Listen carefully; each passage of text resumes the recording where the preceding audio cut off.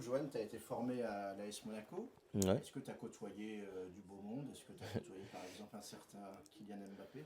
Oui, évidemment, évidemment, tout le monde me pose la question, mais oui, évidemment que j'ai côtoyé Kylian. On a joué ensemble pendant plusieurs années, je dirais au moins 3 années. Mais après, c'est pas le seul, hein. J'ai côtoyé Yannick Carrasco, qui a fait une carrière à l'Atlético Madrid. Euh, j'ai pu m'entraîner avec Bernardo Silva, Abdou Diallo, qui a joué au PSG. Donc voilà, j'ai côtoyé pas mal de joueurs, ouais. Alors toi, du coup, Johan, tu es d'origine martiniquaise, mais j'ai vu que tu jouais pour la Guadeloupe. Qu'est-ce qui t'a fait te décider du coup entre les deux sélections? J'imagine que tu as dû être tiraillé entre les deux. J'ai deux origines, ma mère est guadeloupéenne et mon père est martiniquais. Moi, j'ai toujours dit que le premier sélectionneur qui allait se manifester, j'allais faire le choix.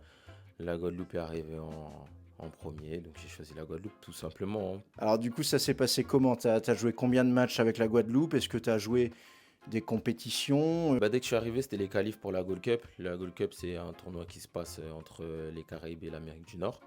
Donc on s'est qualifié.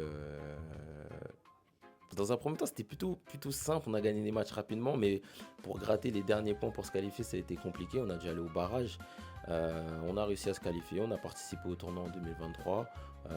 C'est plutôt pas mal passé. On avait un bon effectif, une bonne cohésion. Ça nous a permis de faire des bons résultats. On a réussi à faire 2-2 contre le Canada, euh, à faire une bonne prestation contre Cuba et malheureusement on a perdu contre Guatemala. Mais c'était un bon tournoi, une belle expérience et puis ça se passe aux États-Unis, c'est un pays extraordinaire. Quand on a joué le Canada, c'était stade plein, donc on devait être entre 30 et 40 000 je pense.